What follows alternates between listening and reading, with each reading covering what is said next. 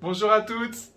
Alors, on dit toutes, c'est la contraction de à toutes et à tous. Voilà. Donc on s'est dit que c'était intéressant en français d'inventer de nouveaux mots pour n'oublier personne. Parce qu'on a eu deux, trois petites réflexions, Spéciale dédicace, Laurence. c'est ça, sur le fait qu'on dise à tous et pas à toutes et à tous. Donc on a considéré que c'était plus simple en français maintenant d'utiliser peut-être un autre mot pour dire les deux en même temps. Donc dire toutes avec un Z. Alors aujourd'hui, on va vous parler d'une recette qui est encore possible de faire à cette époque de l'année. C'est limite. Hein. Voilà, c'est le baba ganoush.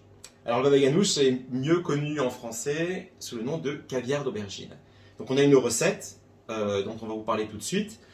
Pour vous dire ce qui est, on a encore un petit maraîcher à côté qui a sous serre des... Bio. Voilà, sous serre des aubergines bio. Et donc on a encore quelques aubergines. Et on a bien sûr, c'est la pleine saison pour ce fruit-là, de la grenade. Donc il va y avoir trois ingrédients principaux. Ce sera la grenade, l'aubergine et la purée de sésame. Donc je vais vous parler et je vais vous montrer un peu fait Alors, pour cuire tout ça. Donc vous avez Les des aubergines. Voilà. Donc vous les placez comme ceci. On va prendre peut-être les plus grosses, ce sera le plus simple, sur la grille.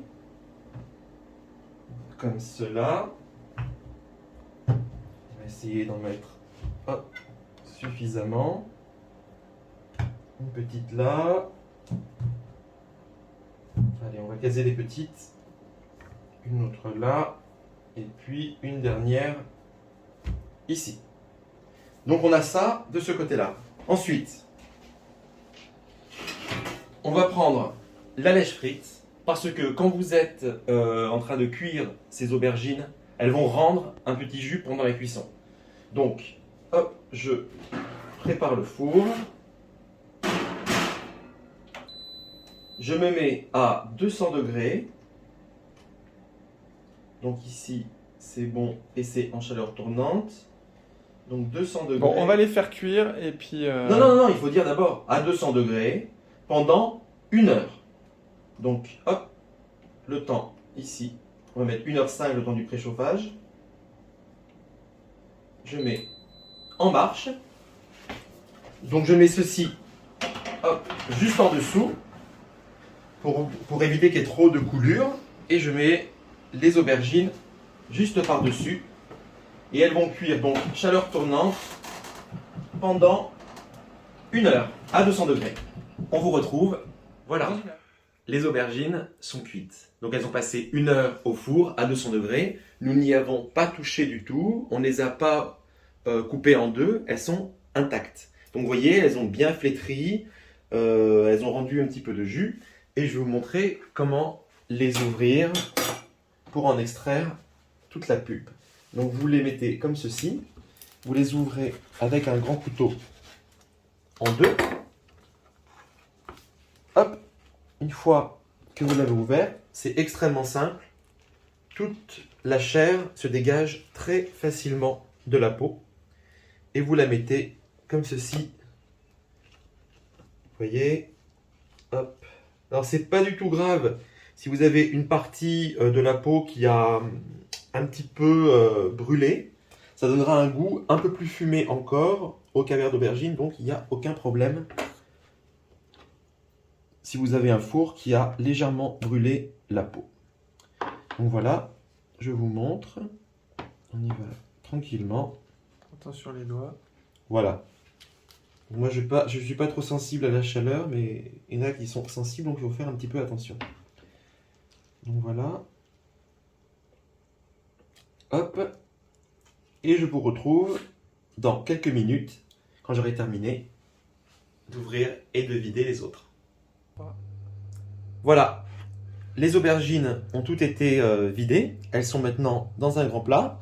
Pour les mettre en morceaux, vous pouvez choisir de le faire à la fourchette et de les écraser à la fourchette.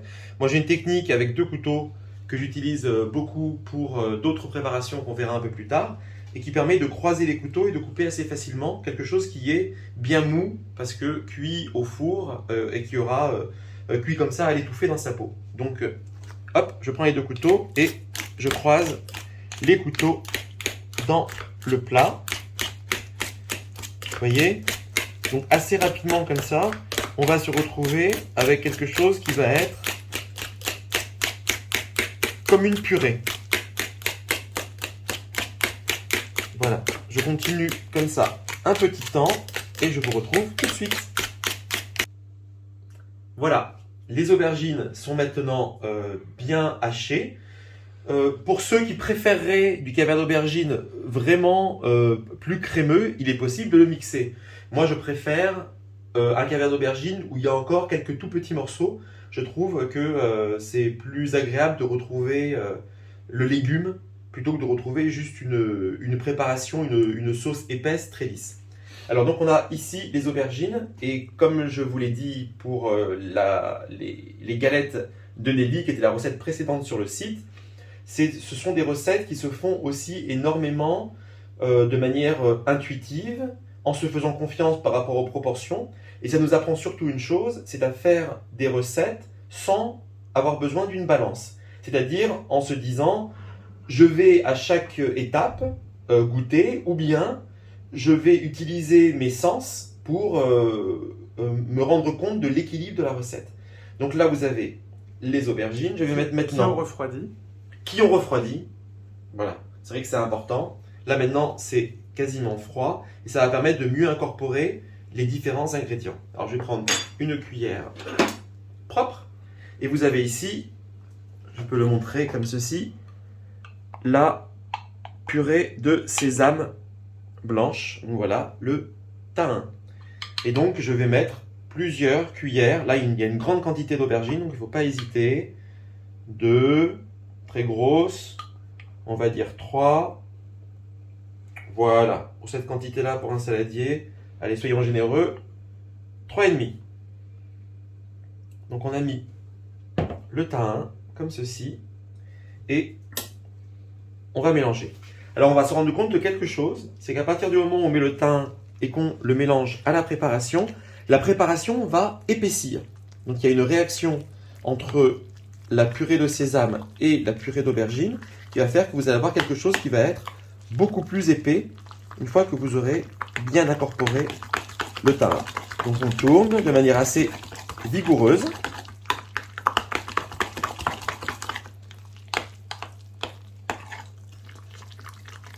Pour bien mélanger.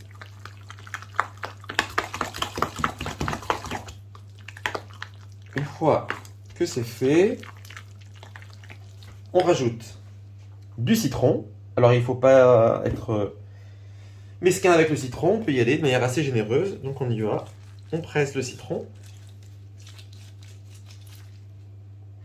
Attention de ne pas mettre trop de pépins ou de les enlever. Donc je dis, pour cette quantité-là, 2 citrons entiers, c'est bien.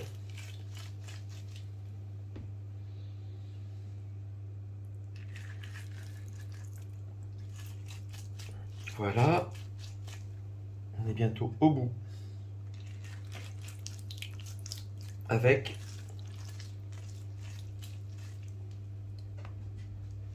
la dernière partie du citron. Donc je reprends la cuillère qui est ici et je vais retirer les petits pépins qui se sont glissés par-dessus. Bon, c'est pas très grave, hein. S'il y en a un ou deux qui restent, vous pouvez bien sûr le faire à l'avance, dans un petit bol. Moi, j'aime bien le faire au-dessus directement. Parce que je trouve qu'il y a un côté sensuel, sensitif à faire ces choses-là. Et j'aime bien le faire en même temps. Donc voilà. C'est bien. Il n'y a plus de pépins. Et je remélange le tout.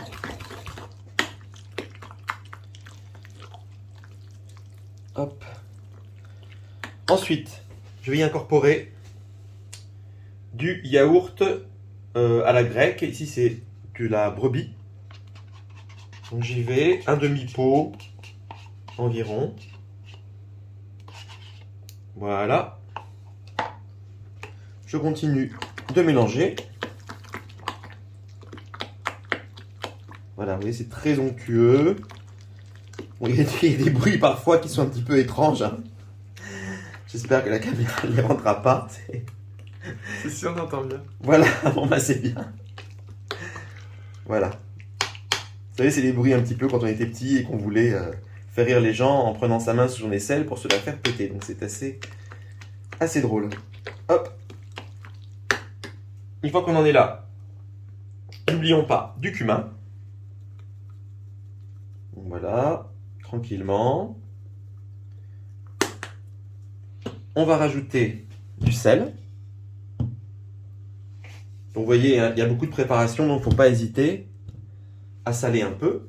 Et ça, au fur et à mesure du temps, vous apprendrez à vous faire confiance et à bien doser à l'œil. Du poivre, hop, comme ceci.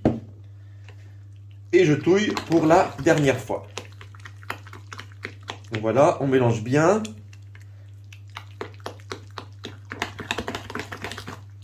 Alors cette recette-là, vous pouvez l'utiliser en plat, si vous voulez, avec par exemple des pitas chaudes, du pain avec un petit peu de fromage, quelques légumes grillés, des sardines, ce que vous voulez. Ça peut vraiment faire un très bon accompagnement. C'est assez riche à cause du tanin où il y a quand même pas mal de protéines. Vous avez les légumes, vous avez le yaourt. Donc c'est une recette assez complète. Les gens l'utiliseront plutôt pour faire des petits toasts pour l'apéritif. Voilà. Donc, on a bien mélangé, on continue encore un petit peu. On goûte. Parfait. Alors, maintenant je vais prendre les aubergines et dresser un plat dans lequel les convives pourront se servir pour les mettre sur les petits Séquence toasts. présentation. C'est ça, exactement. Donc voilà, vous mettez ça comme ceci et vous allez, en tournant avec votre cuillère de cette manière-là, faire comme un petit volcan. Voilà. Une fois que vous avez fait ça, vous allez y verser de l'huile d'olive, comme ceci. On y met du persil. Voilà, faut pas hésiter. Moi j'aime bien le persil, alors j'en mets pas mal. Et enfin, nous avions de belles grenades qu'on est allé cueillir dans un glané, exactement, dans une des rues proches de chez nous. Donc il y en avait pas mal. On a mangé ça avec les voisins également. Hop, et je vais mettre les grenades par-dessus. Alors la grenade permet aussi d'équilibrer au niveau du goût, parce qu'elle va avoir un petit goût acidulé qui va contrebalancer le côté un peu plus terreux du caviar d'aubergine. Hop. Alors bien sûr, il fallait que j'oublie quelque chose. J'ai oublié quelque chose dans la recette, mais ce n'est pas grave. Je vous le montre ici. Vous pouvez râper, pour ceux qui aiment ce goût-là, un petit peu d'ail. Hop, je vous montre comment. Comme ceci. Voilà. Vous pouvez râper 1, 2, 3 gousses d'ail, ça dépend de la préparation et de votre goût, que vous pouvez mettre à l'intérieur en plus avant de dresser le plat. Voilà. Donc vous savez tout maintenant sur le baba ganoush. Si vous avez des questions, n'hésitez pas à les poser. On voulait vous dire que avec Corentin, qu'on faisait une dédicace spéciale. Bien. Quand même. Donc c'est à toi de le dire. Dédicace spéciale à Laure qui fête son anniversaire ce week-end. On a hâte. Voilà, le baba ganoush est spécialement pour toi. À bientôt. À bientôt.